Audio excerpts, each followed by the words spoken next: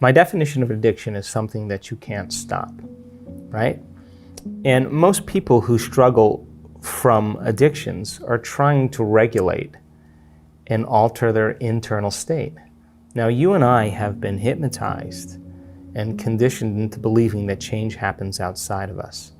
People are looking for something outside of them to change their internal state. It's kind of a Newtonian principle. You wait for your wealth to come to feel abundant. You wait for your healing to occur to feel wholeness.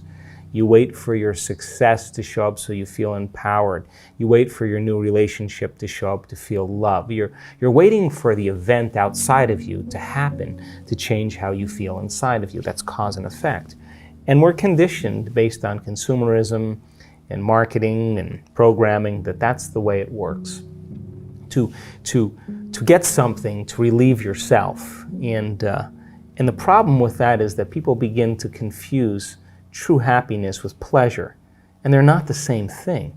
So people who have addictions like that typically have had some very difficult past experiences that have branded them emotionally, and they just don't know how to change. They just don't know. And they're just looking for some relief inside of them so that they can make that feeling go away.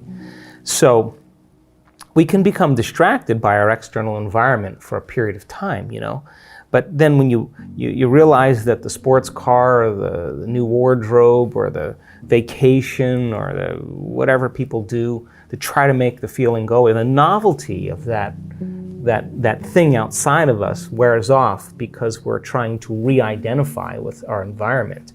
When that goes away, the next thing that people do is they look for some immediate change. And so they take a drug. They drink something, they gamble, they watch pornography, and the event outside of them changes their internal chemistry. And the moment they notice that the pain or the emptiness goes away, the moment they feel differently, they look to see what caused it. And this is when the attachment begins. Here's the problem though. The rush of chemical change that takes place, the pleasure centers in the brain, there's a huge release of the pleasure chemicals. And the release, the intensity of those release of those chemicals begins to desensitize the receptor sites in the brain. So as the brain chemicals are released and the receptor sites become desensitized, the next time you gamble, the next time you take the drug, the next time you shop, you need a little bit more the next time. So then what happens is the pleasure centers start to get recalibrated to a higher and higher level. So you're always going to need more to make that feeling go away. Sounds like an addiction to me. And so people get lost because then without the dependency on that external substance, the body, which has become the mind, is craving its relief. And so an addiction really is when the body is the mind. So you may say with your conscious mind, I want to give up drinking, I want to give up pornography, I want to give up gaming, I want to give up over shopping, I want to give it up consciously. But the body has been conditioned from the past subconsciously. And so now the body's the mind. Now, no one's told people that true change can happen within them. And so then when people start to realize that there's a gap between the external world and how they present themselves to the world and their attention on the outer world and their attention on their inner world and how they really feel. And if they're spending the majority of their time looking outside of them for change and they don't want to look at this feeling, all they want to do is make that feeling go away, they're going to wind up in trouble. So true change is when you start looking within and you become conscious of your unconscious thoughts. In neuroscience, it's called metacognition. You become aware of your habits and your unconscious behaviors. And you look at those emotions that are connected to past experiences and allow yourself to observe them. So then think about this. If 95% of who we are by the time we're 35 years old are those programmed states, the moment you're observing how you think, how you act, and how you feel, it means you're no longer the program. You're now a consciousness observing the program, and you're beginning to objectify your subjective self. You are seeing yourself through the eyes of someone else. Turns out that the size of the frontal lobe, the crowning achievement of the human being, 40% of our entire brain, that's what separates us from all other species. It's the boss, it's the CEO, it's the conscience, it's the creative center. It's what speculates possibilities, it's what learns from its mistakes, it's what has intention, attention. It regulates and controls behaviors and emotional reactions. When your forebrain begins to turn on, when that begins to happen, you are now beginning to become the executive in your life. You're starting to gain more control over your life. If you're living primarily as the body-mind, then the hindbrain is looking for some chemical relief. So by the mere fact that you can begin to observe who you're being, means you can modify who you are to do a better job in life. It's difficult because we're breaking out of a biological mold.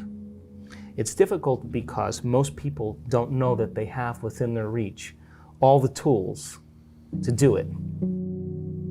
I can tell you that there is a strong majority of people who are still taking the placebo, who are still making their changes.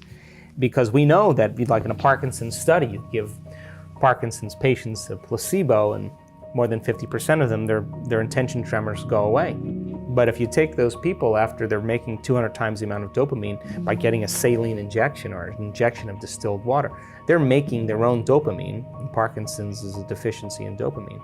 When they return back to their life, and they see their caregiver and they play chess with their friends and they see their wife or sleep in the same bed or whatever it is, their personal reality is creating their personality, reminding them who they are. Their disease comes back because they're back to the same identity. So we know then... coming out of drug rehab and going right back into their environment. Exactly, and that's how strong the environment is. So our students who continue to do the work are still sustaining and producing more changes. Now, that's the majority of our students because our students are committed. But we do have students that don't make it. Why? Because we're doing something that is unknown. We're doing something. Not everybody is going to make that. Like, not everybody's going to finish the mile. Not everybody's going to make the journey to the top of the mountain. You know, it's a journey. And so we ask people then, the ones that have had chronic diseases or conditions. The majority of them, by the way, are still doing exceptionally well. Some of them have had the disease return. And what we have them do is measure. Every 3 months or 6 months, you measure. Why? Because this is not about denial. This is about knowing.